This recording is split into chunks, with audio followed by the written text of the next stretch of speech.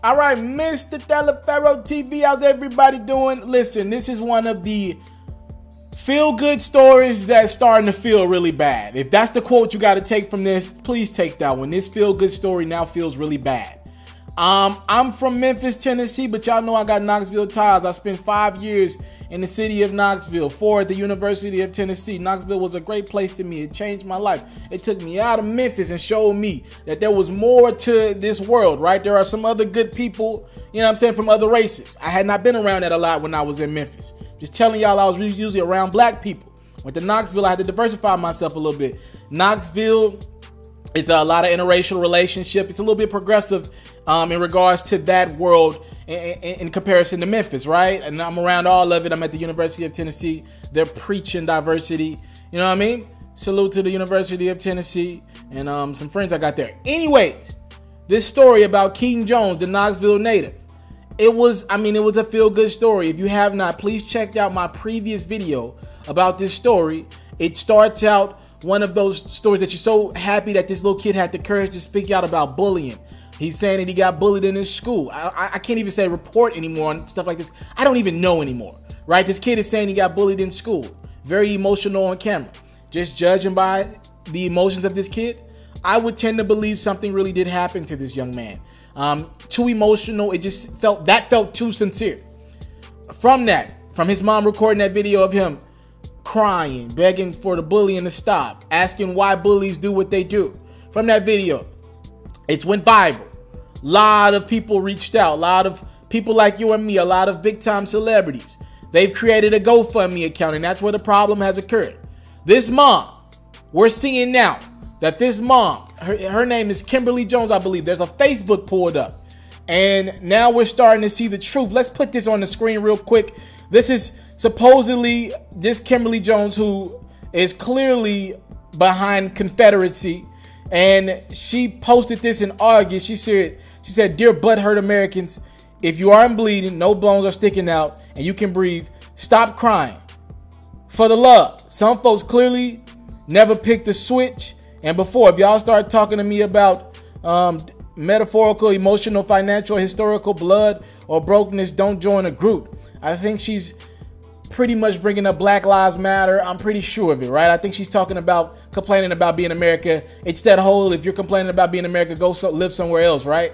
She went on. Somebody hit her up and was like, yo, this is an opportunity for not just your son, but for you to use your pain, your son's pain as a platform. Really, really sad. And it's your son who will suffer. Shaking my head. I'm no longer interested in being involved whatsoever. Shame on you. And then this woman, Kimberly Jones, reported, make sure I got her name right, what happened to us whites sticking together and helping one or another against this predator. Oh, and then the video goes from there. There's a bad response from a person as well. And then the thing that hit me the most is that I believe a UFC fighter or an MMA fighter recently reached out to this mother as of today to check on the kid. You know what I mean? Talk bullying and ask him, is he okay? What can we do as a method to kind of just combat this? And the fighter said that all the mother was concerned about was him sharing her GoFundMe link and him donating to her GoFundMe. And I'm not going to play the video, but she was like, yo, I'm a single mother. It's the holiday times. We trying to get this bread. I don't want to have a good Christmas for my kid. I've already got a rant video out in the atmosphere. Again, you can go check that out. It's my previous video if you want to see. But this really hurts. And I'll let T.I. sum it up a little better, put it in words, because T.I. has become my black spokesman. He's the spokesman of black people right now. And he said, okay, so it seems as if though we were somewhat misled by what we saw yesterday in regards to Keaton. Now, while I stand by initial standpoint wholeheartedly, I also believe in the laws of karma and reciprocity. I've always heard what make you laugh or make you cry. I'm thinking this is a true example of that. But I still support Lil Dude, even if he's truly being given a taste of his own mess, because when it's all said and done, while his family is spewing hatred around him, he himself will be able to speak from experience on how much love was shown to him on the gram by the very ones he's been taught to despise. That's how we unlearn racism. That don't mean go donate money though. I'm completely against all that. What T.I. is saying is like, yo, you got hatred and racism all around you, we hope you look at all the African Americans specifically showing you love, and you don't got to be one of these racist, looks like a racist bigot member of like your family. Now I know, like I said, I know Knoxville. Let's make it clear. There is racism in Knoxville. Like I said, there were good people earlier. There's racism in Knoxville. And it's there and it's prevalent. Let's make that clear. The Confederate flags are in abundance. Let's just make that clear. The Make America Great Trump supporters, you ain't getting on the street without seeing one of them. Let's make that clear. And this ain't rich America. This is more or less lower class America, the America that Trump woke up. He actually spoke in Knoxville on his campaign, and that place was packed. And I wasn't there. All right, let's make that clear. But I think T.I.'s sentiment is like, yo, I hope this kid can actually be different and see when it was time to have you back, who did. And you know what has kind of gone under the rug? I wonder if the kids that he claimed were bullying, or maybe did bully him, were black. That would be an interesting dynamic. It seems like we're setting it up that way, right? The way people are saying, you ain't gangster if you do this. It feels like we're setting it up like these were black kids bullying this kid. I just have some opinions on that. I'm going to just keep that to myself. Also, you seen T.I. talk about the energy that you put out is the energy you get back. And if this kid is lying about this for money, that's very unfortunate, and he'll see that energy back tenfold. Now, I heard the GoFundMe was over 50K as we speak, and I heard that I don't know if the GoFundMe website is trying to get that took down. I don't know. But if this is a scam, you got to live with that, not us. Now, you got money.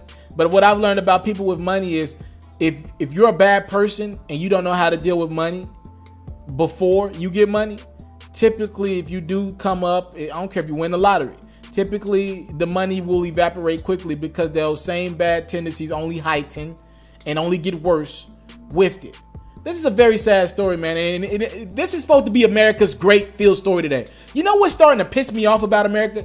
Even when we think we have a great story, there's some negative connotation to it. It just feels like we can't ever have the things that we put in mainstream America, because there are great people doing great stuff all across this country every day. But it seems like everything, when we think we got something great, that's kind of like a synonym of where we're at, right? Or symbolic of where we're at as a country right now.